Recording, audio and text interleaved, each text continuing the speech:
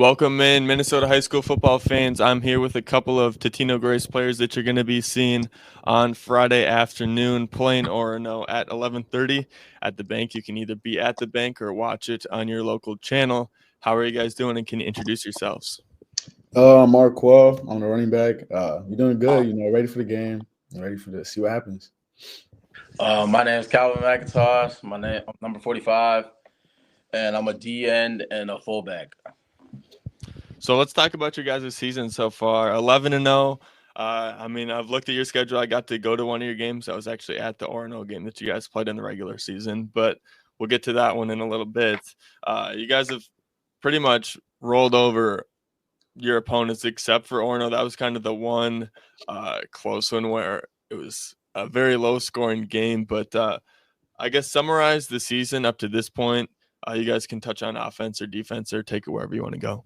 All right. I think from the beginning of the game, or not game, but the season, we knew we had like a decent team, and we just need to lock in, practice, and all that. Put the work in like we did in the summer. But at the beginning of the season, it kind of showed. The first game we didn't play such a good team, but we performed good. And then just throughout there, we were progressing, leading up to the Orono game, and then yeah, we didn't have a high scoring game that game. It was kind of bad, but both defenses were good, so I can't even complain about it. And yeah, I'm just ready to play him again. Yeah, same thing what he said. I think from the beginning of the season, I think we already knew that we are going to be a pretty good team because, most of our starters on the defensive side of the ball, at least, we all played sophomore year with a hard 6A schedule. So I just think that we were all just ready coming into the season to have a breakout season. And I think like each week we just got better and better, at least on the defensive side of the ball. And I think the team as a whole came together, and I think we'll be ready for this upcoming game. Well, that Orono game, let's dig into that one a little bit. It could have went either way. It was a rock fight.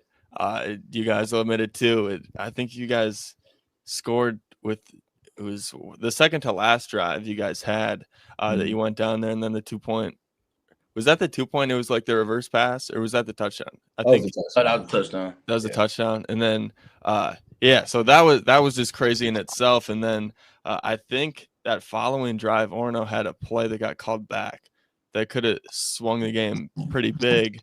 Penalty got called, and then I think it was Jaden that got the game-winning interception in the end zone to seal it. But talk about what Orono, what they did to make it hard on you guys, offense and defensive wise.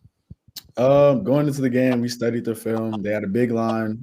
They really have a big team. They're all versatile players and they're fast. So we knew it was going to be a hard game, and we just got to outperform them. Their O-line, they're really big.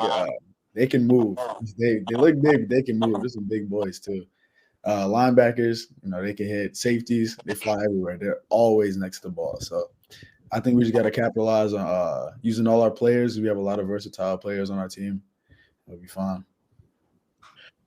Yeah, their O-line was pretty good. Like number 85 was really big, and they ran a lot of screen plays, which kind of got us a little bit. But like I said, they had a good receiving core. They had that one crazy catch. Yeah. And obviously the one that got called back at the end of the game also. But I think if we just lock in on our assignments, we should be straight and we'll be ready for that. But they definitely have a good, solid team. If you guys were to estimate where this game would go for the predictors, do you think the first matchup between you guys was kind of a signal of how this game's going to go, or do you think that there were factors in that game that were solely to that game that kind of made it such a low-scoring defensive affair? So we were actually just talking about this. We caught them at the beginning of the season, so everybody's obviously progressing with their players, and they're still learning some of the stuff and excelling at it. So we weren't obviously at our best. They weren't at their best, but I think we can get better than they can. So I'm hoping that we can show that next time we play them and even play better.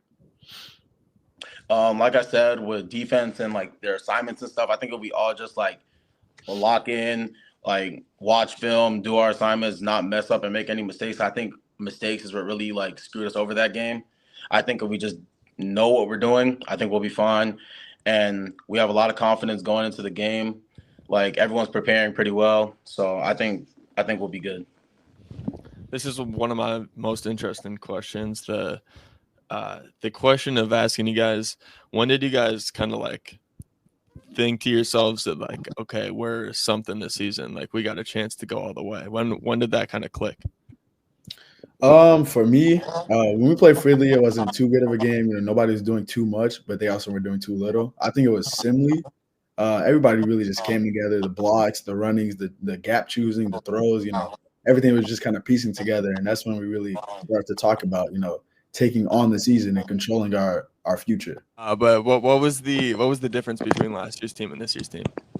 I think the difference is because we're seniors and we really start to get that mentality after we watch our seniors, not be able to get to their goal and the goal that we created for ourselves. And so it really just I don't want to say brought the fire out, but I think we just really brought it to our attention to the point where we actually, wanted to take action and live for it, work for it, grind for it, like do everything we need to get to the bank. And we're 2 steps there, so we just got a couple more games. Right. And talk about Jay Anderson is your guys' head coach. Yes, sir. Talk about him and your coaching staff and kind of what they've meant for this team on this run that you guys have had. I think our whole coaching staff has been super important to us and just keeping us intact. When we were like sophomores on playing varsity, nobody was like this. Everybody was, childish. They're trying to play at practice. We're not locked in at all. But they really made us. They were one of the reasons why we started to focus on our senior year, and they made us realize that we can really get to where we want to go. Yeah. I think coaches are like a big impact on the reason we're winning. Like especially our defensive coordinator, Chad Anderson. I think he's like a big help. He makes sure we know all of our assignments. Like he really is the reason our defense is, I think, as good as it is. And and all the coaching staff, they've been there for many years. So we kind of like grew up with them since like freshman, sophomore, junior year. So being able to have the same coaching staff and the same stability, I think that was just also what makes this team great. Talk about the community you guys have behind you. Ooh, TG. Going into TG, I was a little, skeptical because it's a private school, but everybody there, they're supportive. They like to stay in your life too, like for a long time. They bring new opportunities to you, and they just want the best for you. And I think that's just something that you don't really find everywhere. So it's really important that we got that. Yeah, me too. Coming into TG, like I didn't really think it would be like the best decision, but coming in, I definitely think that this was the place to go. And like the community, like everyone's like it's such a small school, like everyone is together and everyone just supports each other. So I think there's a big support factor behind us, and there's a lot of alumni that come back, watch the games, and things like that. So I think it's great support, great community. Cool. What would it mean to be one of those teams if you guys do go all the way and you have no losses? What would that mean? What are you guys working for? I mean, that's the goal. We've heard about all the Hall of Fame teams, the cool teams with all the college players, but we think that we could definitely be one of those teams that make it on the wall or just be remembered in general. Yeah, like you already know with the TG history dating back to even like the early 2000s, we had a lot of like championship wins. So I feel like for our team to be a part of that like TG legacy, I think that's just like a great feeling. Like I obviously really want to win and go undefeated and stuff like that. But just to be part of the Hall of Fame of TG and stuff like that, I think it's a great opportunity, and I think we have a chance to do it. And I will end you with this. Like I have done all the interviews, Totino-Grace will be 4A champions if. 4A champions if.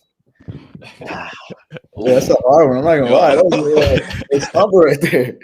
Nah, TG will be 4A champions if we excel on and off the field. They don't say that stuff matters, but it really does. If you having a good life outside, you have a good life inside too. You just gotta stay focused. I think TG excels if everyone works their absolute hardest and knows exactly what they're doing. I think it's all about watching the film, lifting, being prepared. I think it's all about being prepared and knowing what's coming in. Like nothing comes easy, that we have to work for everything we've got and how far we came. Cool. Well, thank you guys for taking the time out of your night. Good luck this Friday, and I wish you guys the best of luck. Yes, sir. Thank you. Thank you, sir.